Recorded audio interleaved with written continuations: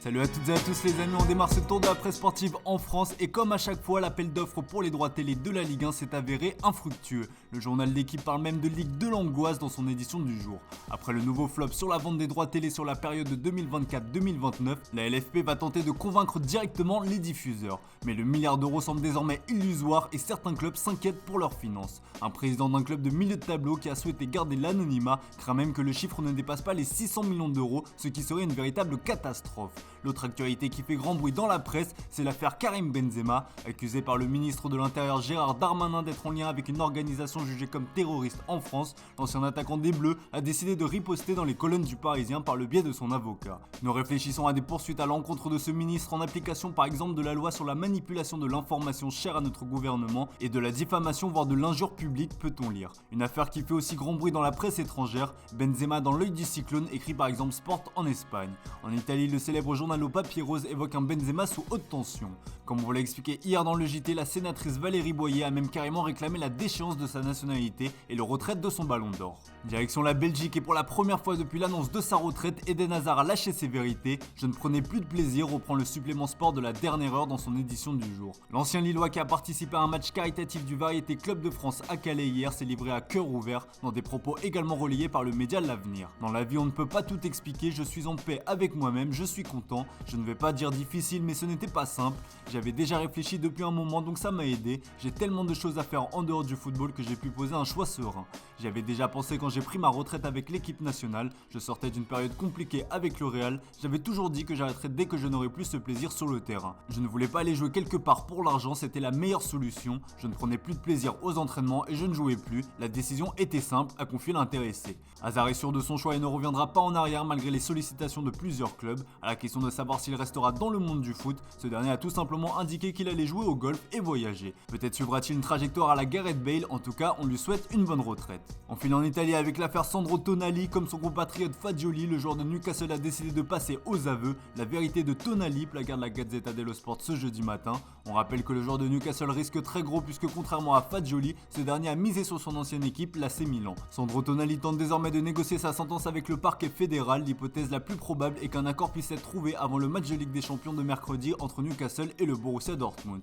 En Angleterre, on redoute le pire. S'il est intéressé à plaider coupable comme le relaye le Daily Express, le Daily Mirror parle d'une suspension pouvant aller jusqu'à 3 ans. Du côté de son club actuel, c'est évidemment la soupe à la grimace. Recru phare des Toons l'été dernier, Newcastle réfléchit à une riposte comme explique le Daily Mail. Le club qui apporte tout son soutien aux joueurs examinera toutes ses options juridiques. La fédération anglaise attend désormais la confirmation de la sanction prononcée par les autorités italiennes avant de vérifier si des règles ont été enfreintes sous leur juridiction.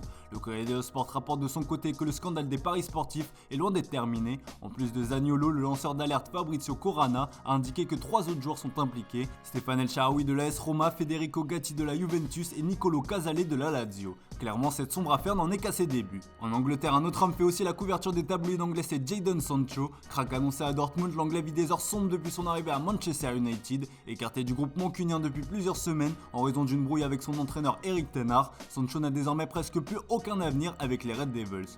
Le Daily Star parle de congé du nouvel an pour évoquer un départ du joueur en janvier prochain. Manchester United va tout faire pour se débarrasser du joueur de 23 ans, que ce soit sous la forme d'un prêt ou d'un transfert sec.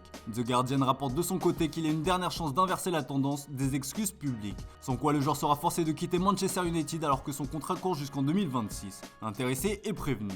Direction l'Espagne où la presse n'a deux yeux que pour Vitor Roque ces derniers jours. Le jeune de 18 ans est attendu comme le Messi et certainement la seule recrue de l'hiver pour le Barça. Mais comme l'explique le journal Sport, son arrivée en janvier est encore loin d'être assurée. Le club catalan se fixe même la date limite du 15 novembre comme vous pouvez le voir pour boucler ce dossier.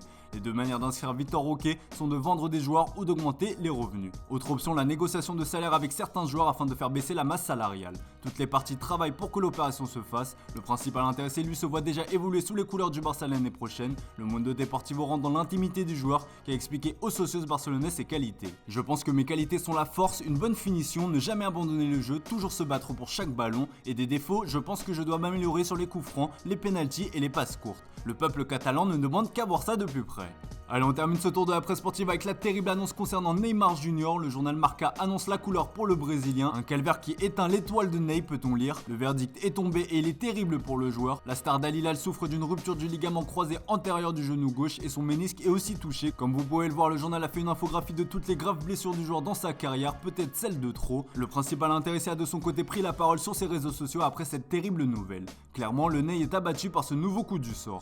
C'est un moment très triste, c'est même le pire. Je sais que je suis fort, mais cette fois-ci je vais avoir encore plus besoin de ma famille et de mes amis. Ce n'est pas facile de passer par une blessure et une opération. Imaginez tout revivre après 4 mois de récupération. J'ai la foi, même trop de foi, mais je remets la force entre les mains de Dieu pour qu'il m'aide. Merci pour les messages de soutien et d'amour, a-t-il écrit. En plus de probablement manquer toute la saison en club, le Ney risque bien de devoir faire une croix sur la Copa América 2024, qui était d'ailleurs peut-être sa dernière grande compétition avec sa sélection.